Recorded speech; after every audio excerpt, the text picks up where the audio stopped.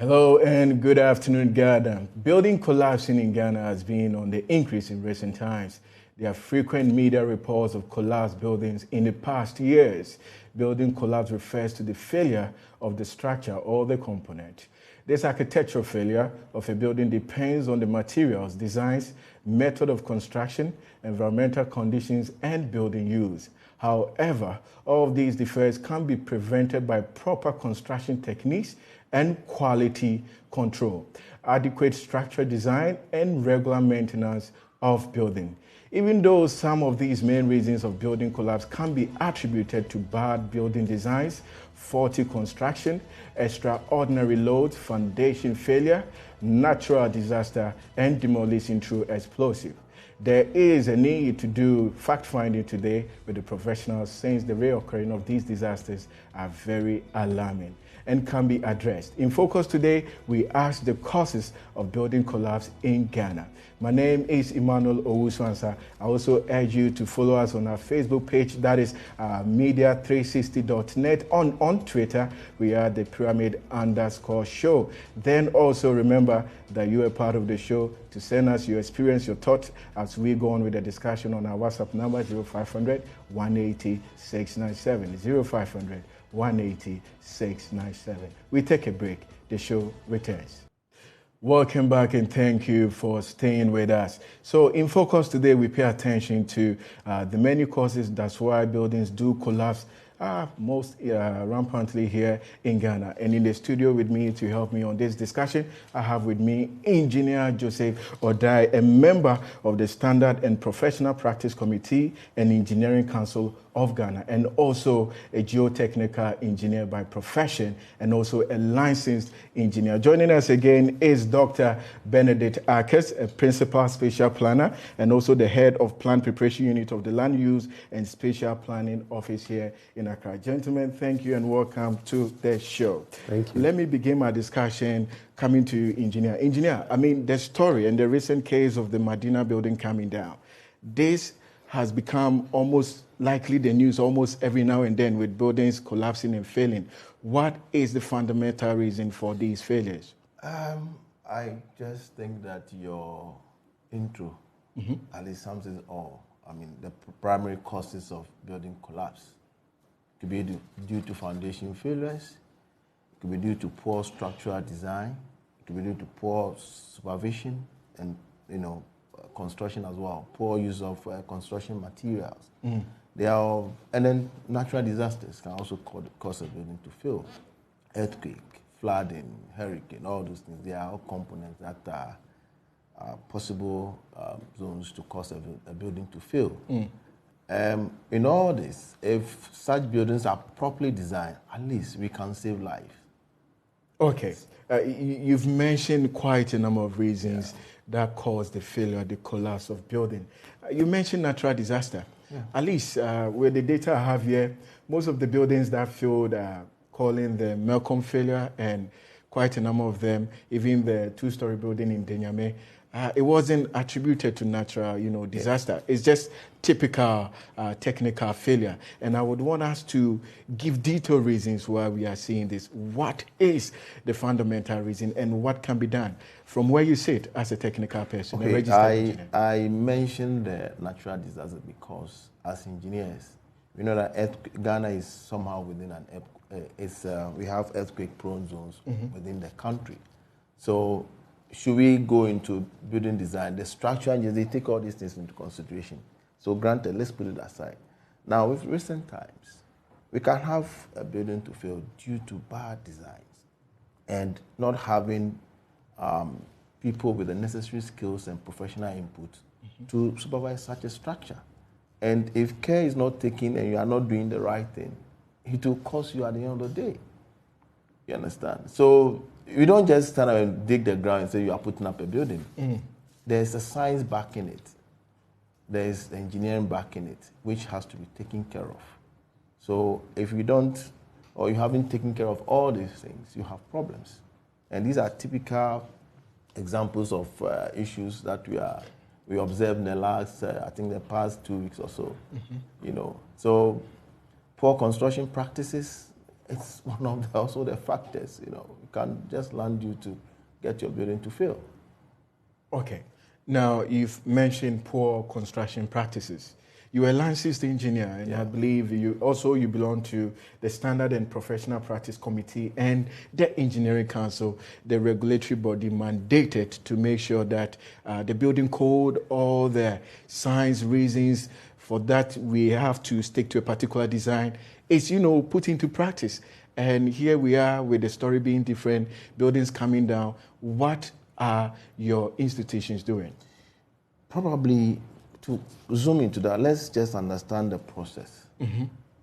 To come up with a building per the kind of regulatory environment we find out, there's a process. A client must get a license or licensed professionals to be doing the work for him or her. Okay? Mm-hmm. So if you want to put up a building, you get an architect, you get a structural engineer, probably a geotechnical engineer who has to look at your foundation issues and your construction materials for you. All these things are put together in the form of documents sent to the assembly. The assembly will have to approve your work before permit is given to you to construct. In this country, I tell you, people build without permit. You understand?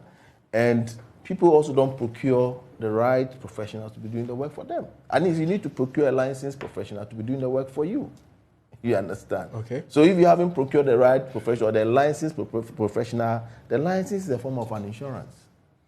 The license is a form of an insurance. So if you haven't procured a licensed professional to do your work for you, then you should blame yourself. That's it. When disaster happens for us, we'll go in, we want to ascertain what happened so that we can review our professional practice, okay? So we urge all clients, everybody in the public, that if you want to do something of an engineering concern, please get a licensed practitioner to be doing the work for you. Okay, doctor, like engineer said, is it a matter of urgent client or is it a must as stipulated in the law that, look, before you embark on any construction activity in this country, you need a licensed professional? Because let's take an example that is the bar. Let's look at the medical association. These people, these professionals have an association that they are governed by. You can't go in and practice. You are then referred to as a quack. But the story within the engineering fraternity is quite different. We see masons, not for the fact that they are masons, even the rest of it, not even licensed. They do not have any certificate. And they are practicing. We get people who feel like, okay, I want to go into real estate. They have the money and they venture into that business. And they just don't have the technical know-how and they are practicing. But then I'm asking, is it a matter of urgent or is a must? The law says that before you go into this business, you need a certification. Yeah, I share the sentiments of engineer because the law is there to protect the prospective developer and also to protect everybody around where the development is being erected. And you need, as I indicated in my earlier submissions when I came on this program, that you need to apply for a permit from the assembly whenever you want to do any kind of development. As I emphasize that now is development permits, because we believe that development encompasses a lot of things, not only the structure itself, but also the surrounding uses. Because we plan, as planners, we plan for convenience, we plan for safety, we plan for economy and harmony in such a way that whatever that you are doing, whatever construction that you are doing, it must be compatible with other developments around. So, of course, you need licensed professionals to be able to do your design for you. Okay. And not only the design, you need to also submit the design to the assembly for permits. When the issue of building collapse came, the first thing that people started asking was that, is this building having a permit from the assembly? Because they believe that, why is it that a structure is permitted by the planning authority, yet we have such a building collapsing? Apart from the natural factors which account for the building collapse that engineer expatiated, the anthropogenic causes, which are mostly human, if you look at the situation or the case of Ghana, they are most likely caused by the human factors.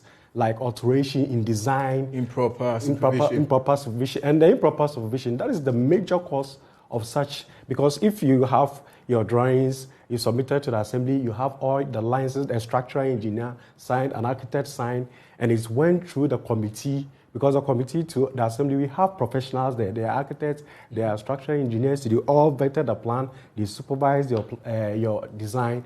So why is it that the building will come down if it is not a natural disaster? So the responsibility is on the applicant or the prospective developer, and also on the planning authority to ensure that people develop with permits and also with the right professionals signing their designs. Now, coming back to what you just said, acknowledging that yes, indeed, it's on the planning authority.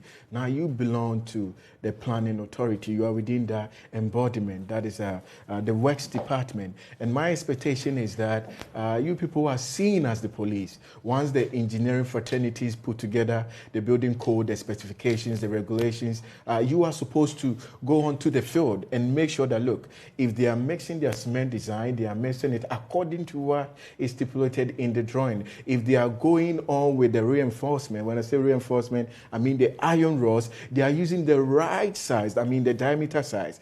But believe you me, the situation on the ground is different, because in most instances, there is no visitation by any building inspector, and you belong to that institution. What do you have to say? Okay, I'm a spatial planner, and we all work together. Within the district assembly, we have the planners, we have the engineers. And development control is a cyclical process, and it doesn't end there. When they give a permit to a prospective developer, that is where the supervision starts. So the responsibility or the onus lies on the prospective developer or the applicant, and also the assembly. Normally, when you apply for a permit and the permit is granted and issued, the works department will inform you that whenever you want to start, or they want you to, in writing, write to the assembly to notify them when you want to start your development. Mm-hmm. So once you notify the works department, the engineer will assign a building inspector that will come to your site periodically at the substructure or the foundation stage. The engineer, the building inspector will come and inspect to see that the permit that they give you are using the right materials, you are using, or you are building according to the specification of the permits. So the applicant needs to inform the assembly. If the applicant fails to inform the assembly, it doesn't mean that the assembly should also not do their work. The building inspectors, you are a building inspector, you are not supposed to be in the office. You are supposed to be in the field. So you are also supposed to go to the field and be checking. I once facilitated a client to apply for a permit. So when we went and when we got a permit, they told us that when we are about beginning the construction, we should notify them.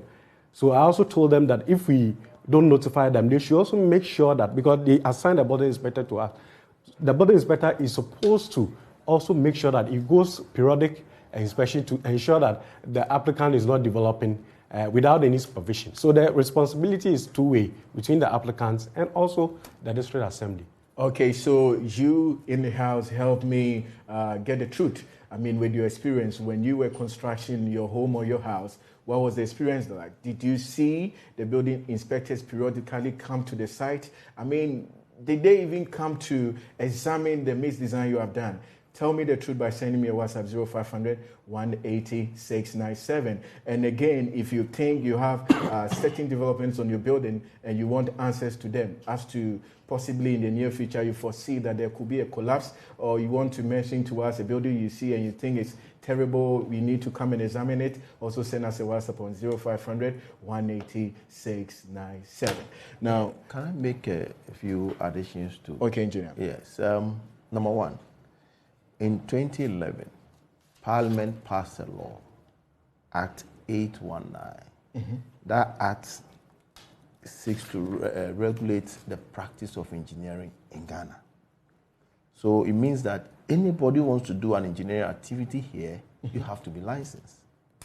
The individual practitioners, we call as professional engineers, professional engineering technologists, technicians, and craftsmen. In fact, these craftsmen, we are talking about masons, plumbers, electricians, tilers, any steel benders, even welders, mechanics. Once they are doing an engineering activity, they must be licensed. Mm-hmm. So That is number one. And that's the law. So if you are a client and you want to procure an engineering services, the first point of call, what you have to ask for, where is your license? You need to ask for the individual license. In fact, consultancy, you have to be licensed. Construction firm, you have to be licensed. Even those providing engineering service, like even MTN, they have to be licensed because they are doing engineering activity. Yes, they have to be licensed. And I can assure you, Engineering Council will come out very soon.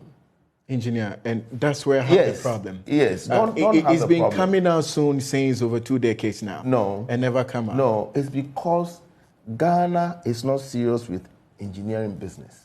But you are in the right position to make Ghana serious. Yes. Because you are a member of the Standard and Professional Practice Committee and also Engineering Council of Ghana. So you sit at the right place to make sure that these laws are enforced. Now, hold on. That's good.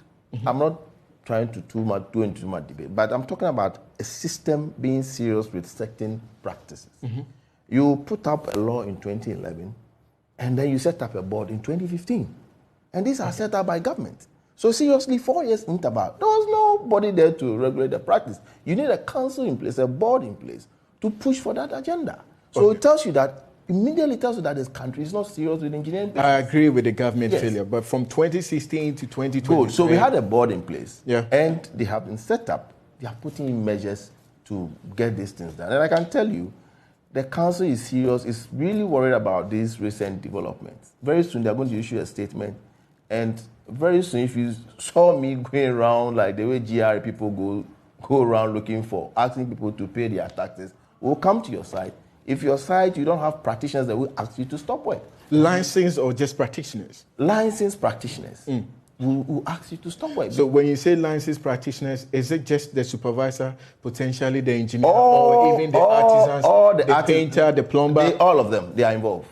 So the supervisor there, the painter there, the project manager there, because you are, look, the law, you need to read the law. You cannot supervise, you cannot design, you cannot even submit an engineering document if you are not licensed. The law is clear. So please, let's all abide by the law, and we'll have this sanity in the system. And he talked about this permitting, And in fact, I must say the assemblies should be helping us, because by law, they are custodian of development within jurisdiction, and they should be doing the gatekeeping for us. You understand? Even they're like the police. Yes, even they are building inspectors. We should ask the question: are they licensed? The building inspectors. I mean, if you go to site, what are you checking? You need serious minds to go to site and check. Elsewhere, the special inspector has to give approval through the assembly before you continue with your work.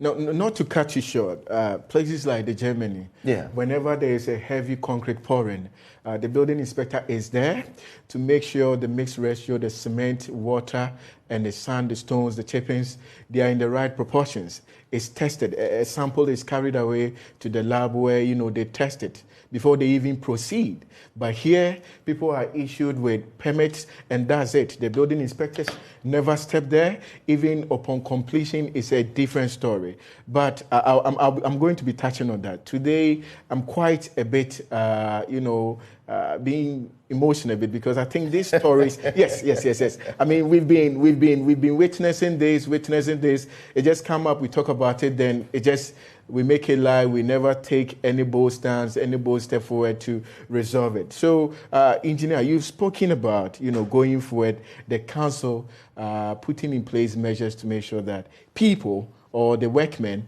are licensed. For those listening, and if they want to get the license, the workmen, probably they didn't know. They're artisans, they didn't know that there's a place you have to go and get your license. Where do they go? The plumber, the electrician, the engineer himself. Okay, so the Engineering Council is the apex body. He has two licensed bodies. That's Ghana Institute of Engineering, and then the IET, that's Institute of Engineering and Technology, right? So these bodies are there to look at your licensing procedure. But what it means, if you're a professional, if you want to go to become a professional engineer, you should have practiced for at least 3 years after school.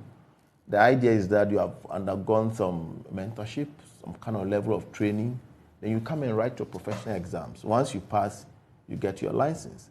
And you have to renew it every year. And you renew it every year, you have to take some CPD courses. You don't just get the license and then you think every year is automatically renewed. No, you need to upgrade yourself with knowledge.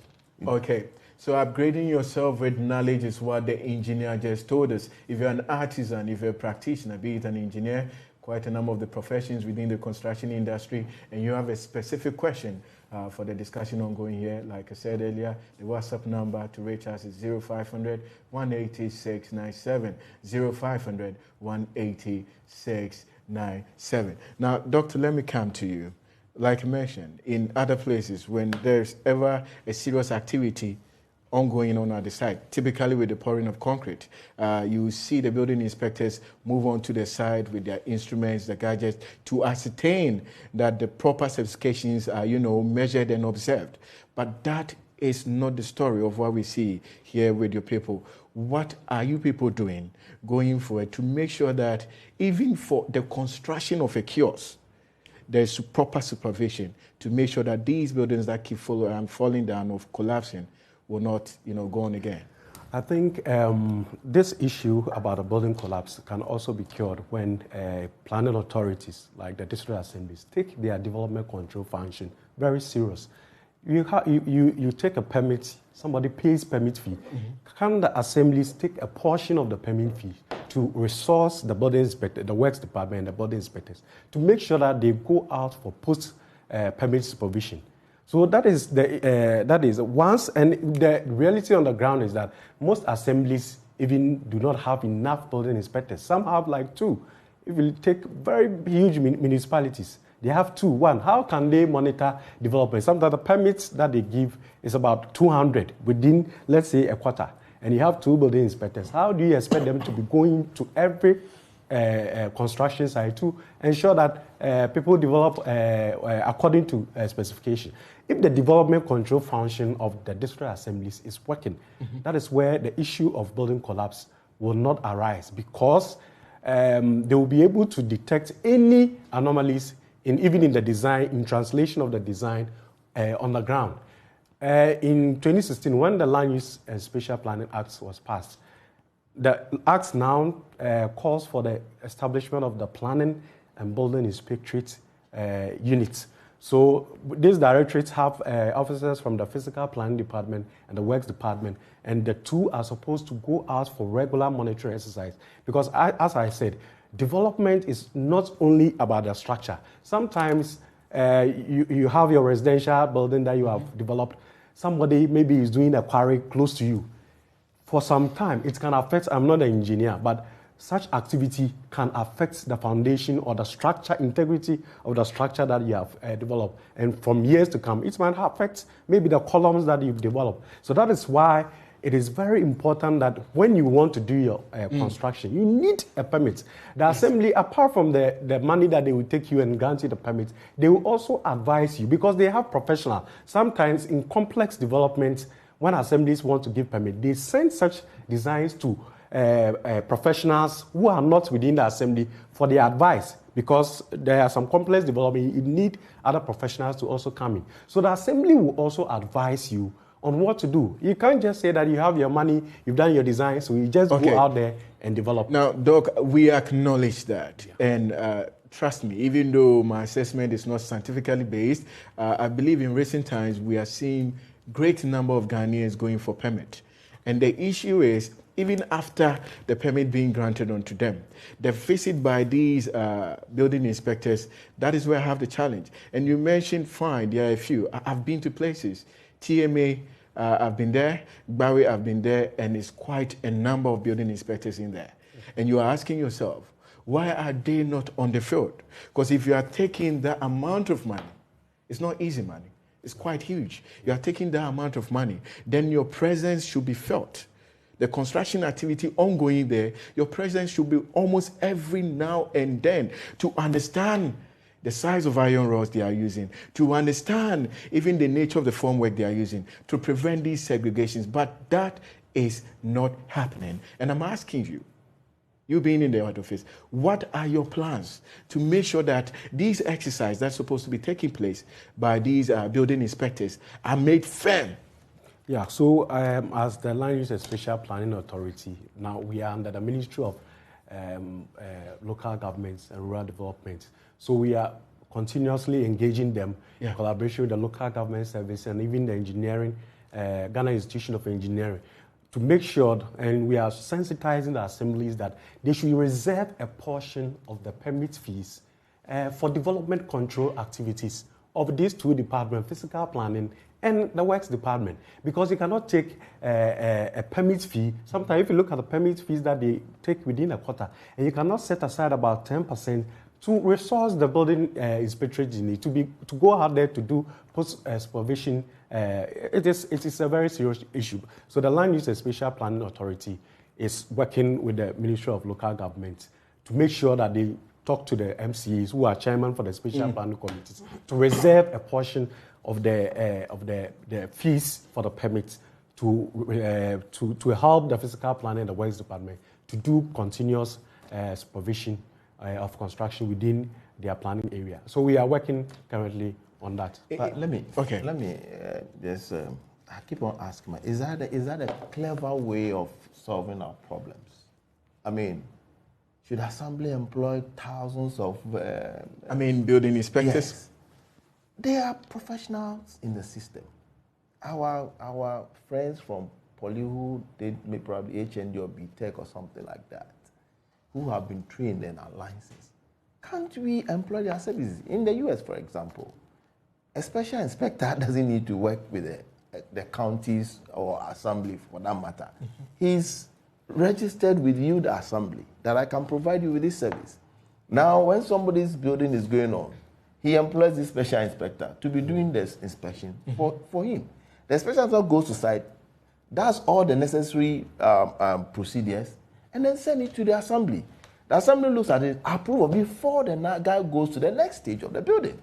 So I think we complicate matters in this country. Yes. Why should the assembly too much get involved in it? I think the law the law makes provision for that. The assembly, the development control functions of the assembly can be outsourced.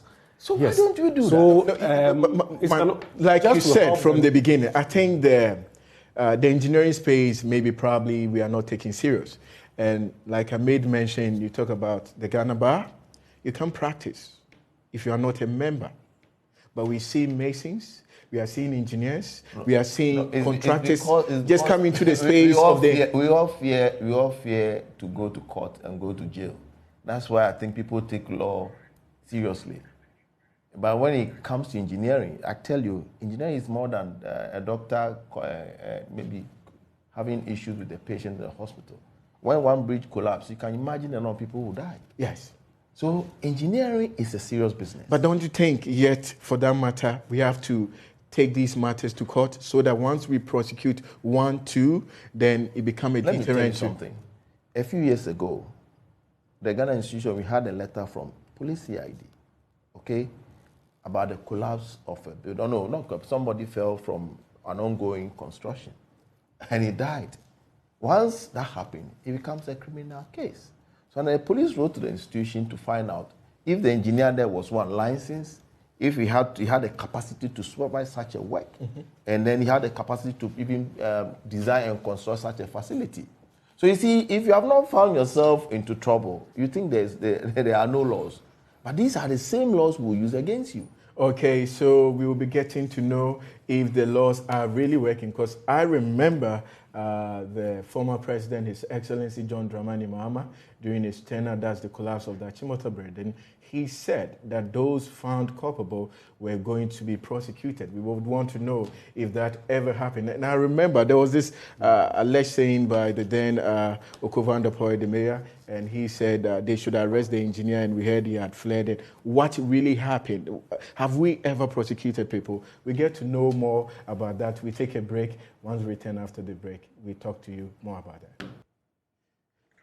Welcome back to your #1 tele-construction guy show. Here we help you get all the answers to your building-related issues. Up next is the interactive segment with Audrey Dushi Kafi.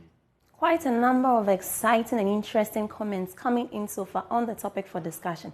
So today we're discussing on the causes of the building collapse in Ghana recently. And you can join, be a part of the interactivity on WhatsApp. The number is 0500-180-697. So our first comments for the day: development or building collapse can be attributed to human negligence and nothing else. Look, there are instances where permit is granted, yet they do otherwise on site, thinking that they are being smart. Mr. Host, until we change our attitude as citizens, nothing will work in this country. I said this because they always want to satisfy themselves rather than thinking about the negative impact his or her action will cause. So that's coming from Tijani. And his regards to Dr. Benedict. Please, if I apply for permits, how long should I wait? What happened if I wait for long, say 6 months, and I'm not hearing from the permitting authority and go ahead to build? That's from Awal. My name is Jonathan, Mr. Host. I know most of your guests talking there charge huge sums of money. Meanwhile, they are being paid by government or the taxpayer. May I know where the monies go? There's a construction going on at Peteklebi Link at Jowulu. The authorities should check. We will do that. Thank you for your discussions. You're welcome. I'm amazing at Kumasi. One of the major problems is most clients want cheap labor. Please, currently there is a two-story building project going on in Tamale, Kokwa. There is no supervision. Even last week, part of the building collapsed. Please, we want you to use your office to do something about it. We will definitely do something about it. So you can join the interactivity by sending in your comments to the WhatsApp number 0500-180-697. I have erected a two-story structure and it's complete. The district engineers come and take money without inspecting. The building is now completed and it's occupied. How do I get it inspected? And be given a permit? So that's from Kwame from Sotio. That will be all for the interactive segment. You can keep sending in your comments and you wait for your answers, for your questions to be answered. And thank you so much for these submissions. Let me come to these brilliant minds here. I will start with Kwame's message from Soto. And he says he's actually looking forward to the building inspectors doing a proper job. But rather they visit the site and all that they are interested in is taking money and not even conducting any inspection on the property. Doctor? Yeah, so I think he should report to the assembly, because normally the works engineers are there. And if you look at the enthusiasm of such a person, he wants his building to be inspected so that at least it will conform to whatever permits that was given to him. So I will advise that he needs to go to the assembly, see the works engineer, that he wants somebody to come and look at his building or inspect the building before complete development. So clearly this tells us that, look, we have the citizens, they really want the proper thing done. Yeah. But probably these said professionals within these institutions are not efficient enough. Yeah, we have some bad nuts around. Bad nuts, or is generally the case? Yes, no, it's not generally the case. Okay. I know some of very good building inspectors and works engineers who don't compromise. They are not corrupt. They want the right thing to be done. As the engineer mentioned, when a building collapses, that's where you find yourself at the hands of the law. So I think the bad nuts being around doesn't mean that generally that is the situation. Now, going on to the next. Let me quickly add to what. See, when you are a client, you are at your site, and the building inspector comes and asks him, are you a licensed practitioner to inspect my building? You need to ask him, even if he's coming from the assembly. So if he's coming from the assembly and he's not having a license... You don't allow him to inspect. You don't allow him to inspect. Please echo that again. You don't allow him to inspect because that's the law. You need licensed practitioners to come and check if what you have done is a correct thing. You don't need people to come and take money from you, because if I had to go to your site and took money from you and something happened, do you know how it's going to cost my professional practice? Thank you very much. That's very important. Now let's look at this one that came. He says, my name is Jonathan, Mr. Host. My name is Emmanuel. I know most of your guests talking there charge huge sums of money. Meanwhile, they being paid by government or the taxpayer. May I know where the money goes? So yes, myself, I would want to know where all these huge monies go. Not paid by the taxpayer. No, but to get a building permit, it's not small money you pay, and yet we don't see them consistently visiting the site. You see, I'm putting myself in the shoes of the client because he is trusting that, okay, be that maybe these professionals on the site are not doing their job well. I have sought, the consent of the assembly to also do a second checkup on these activities that is going on the site. That's why I've paid the assembly to be visiting the site. Yet the assembly is giving excuses. Probably they do not have vehicles, they do not have efficient men, and that they are not visiting the project. Then why are you taking the building permit money? Yeah, so as I said, if you look at the revenue streams of the district assemblies, permitting, about 70% of their revenue streams come from permitting. So the citizenry expect that the assembly will do the right thing by at least going around to supervise their projects. And if you look at the internal generated revenues of the assembly, there's pressure on, because the government's, the fund normally doesn't come.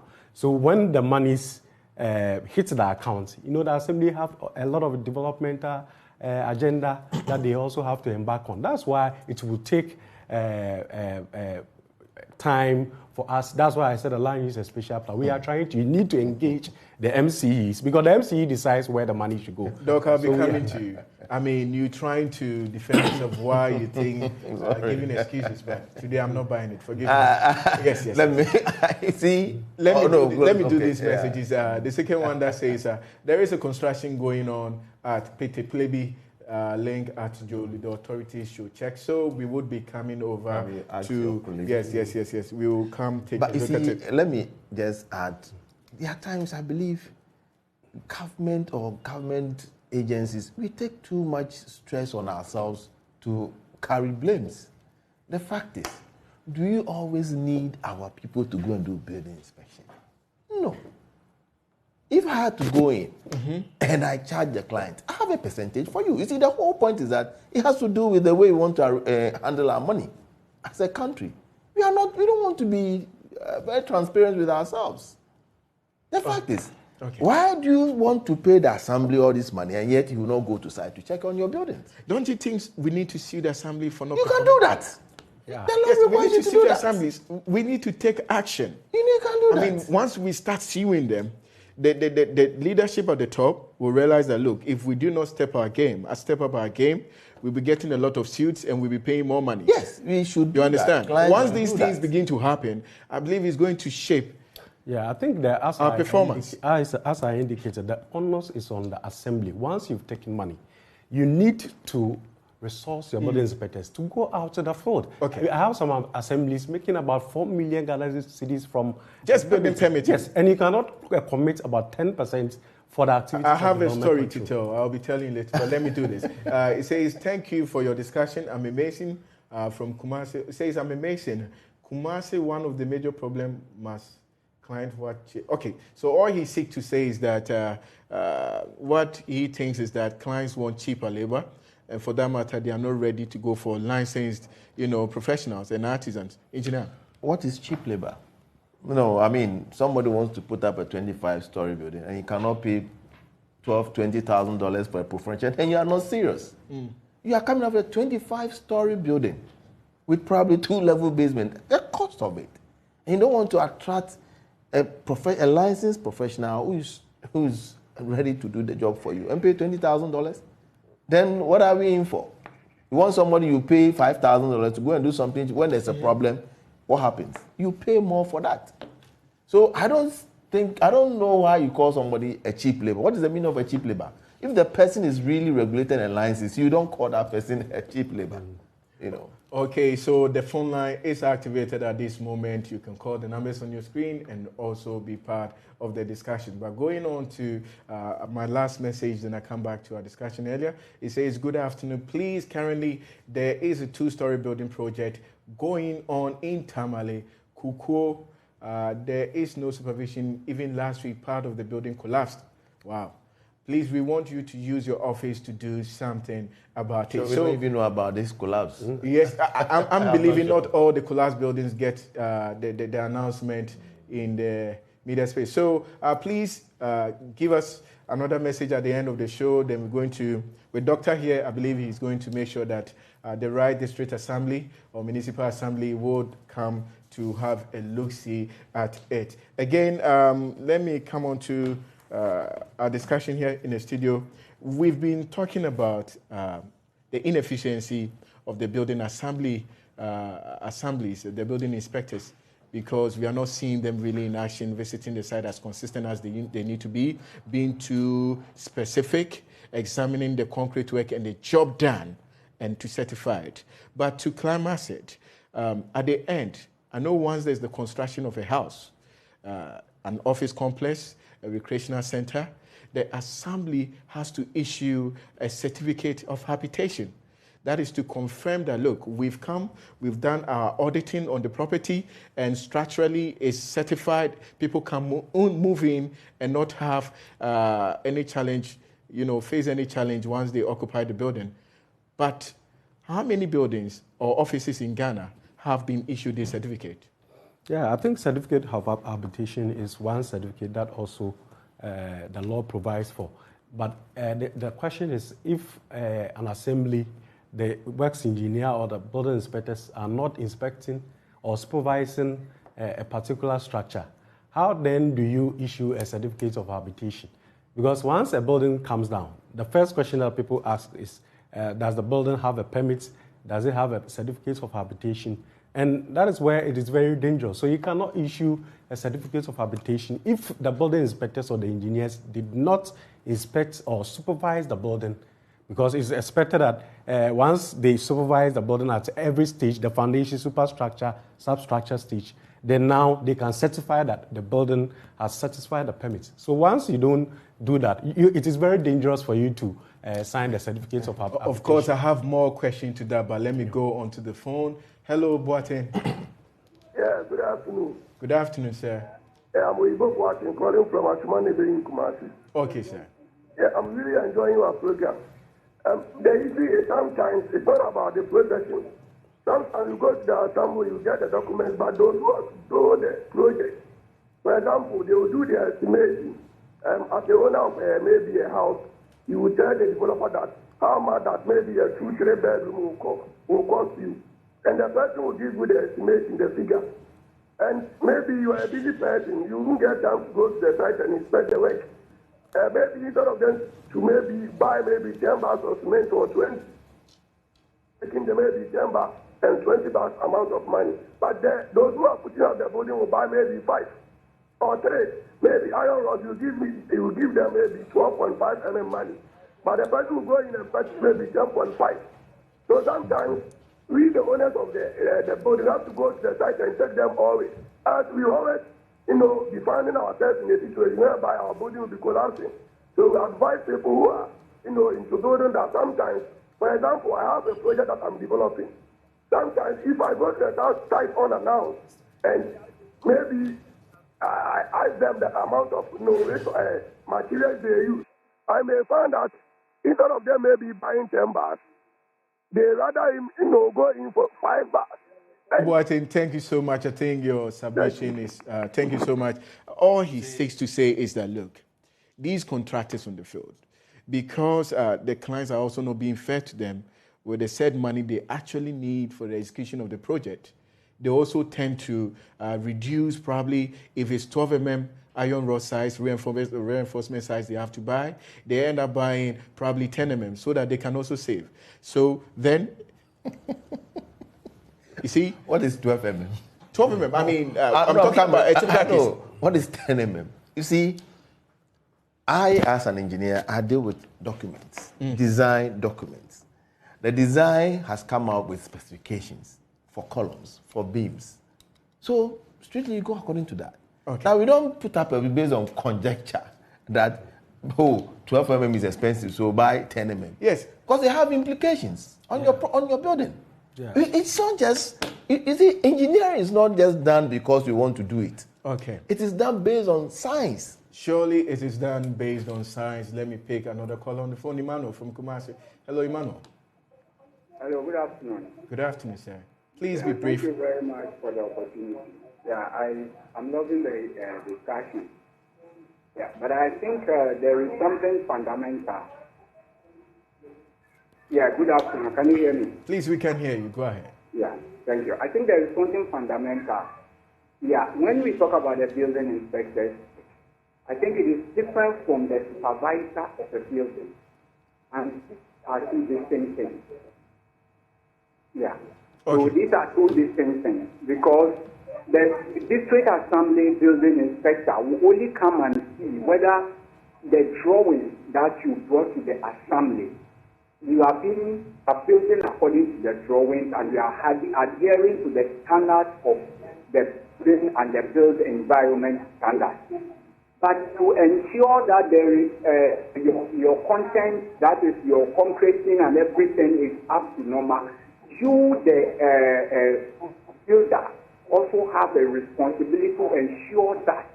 But sometimes we just neglect it, and then we, the builders, go ahead to do whatever you want. Okay. And before the inspector comes in that I'm coming to inspect, what are you coming to inspect? Okay. When you have already finished the building. Thank you very much, Emmanuel. He really has raised a very important comment. Mm-hmm. Now, we have about 2-3 minutes to go. So what is he coming to inspect? So if somebody, a supervisor on the project, is going according to specification, at least he has some test document from a third-party laboratory. Your test on your iron rods, your test on your concrete. So anytime the building inspector comes in there, at least you have a result from a certified laboratory by a certified engineer. Yes. You understand? And engineer, we clearly understand this approach. We have these regulations in place, even with the law saying before you practice, you should be licensed. Then if we are having licensed people on project, immediately it collapses. We either revoke their licenses, we are able to trace them, who was the engineer on this project. Then we hold him liable. Yeah. But here's the case, we don't have licensed workmen on this project. It's even hard to know who was supervising the project that went down. So that's why I'm calling on you, your engineering council. I'll pass it on to them. Not to pass it on. Okay. Yes, I know. So I know. Somebody's on the line. Okay. Yeah. Hello.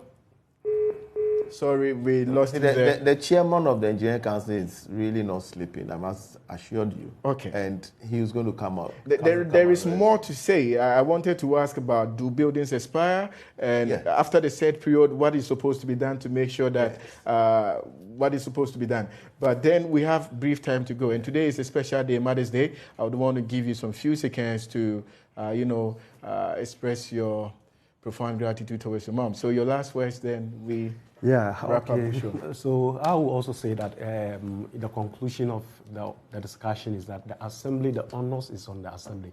If they are able to do effective development control, where the physical planner and the works departments, the building inspectors work together and inspect developments, I don't think we'll have issues of building collapse in Ghana. Yeah. Okay, so hello, Edward. Edward is on the line. Hello, Edward. Hello, good afternoon. Good afternoon, sir. Yeah, in fact, thanks for this very educative program. Yeah, it is true that the engineer and the doctor, what they are saying is correct. But then, the fact of the matter is, Assembly is not resourcing the physical planning department and wealth department for the task. Because we get to some of the districts, they don't even have a car to monitor some of these things that the issue permits on. And to be honest, you see a lot of buildings going on.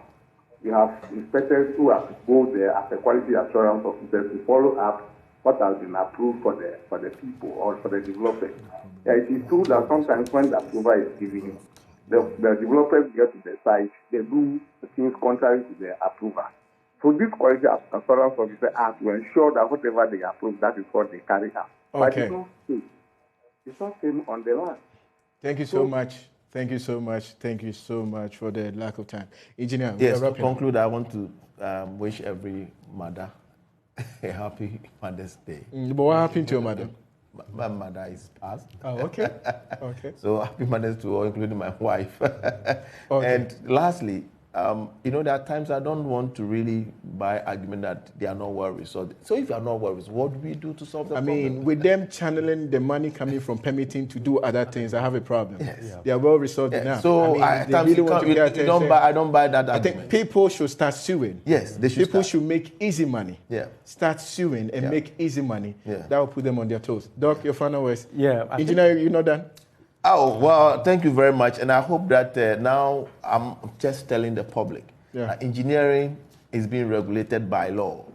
Anybody who comes to your home to perform an engineering work, please, your mechanic, your mason, your tiler, whoever, anything regarding engineering, ask of the person's license. It's very important. Okay. Thank you very much. Doc. Yeah, so I'll also say that the district assemblies, the MCs, the district chief executive, they need to be up and doing because permitting is generating a lot of revenue to the assembly.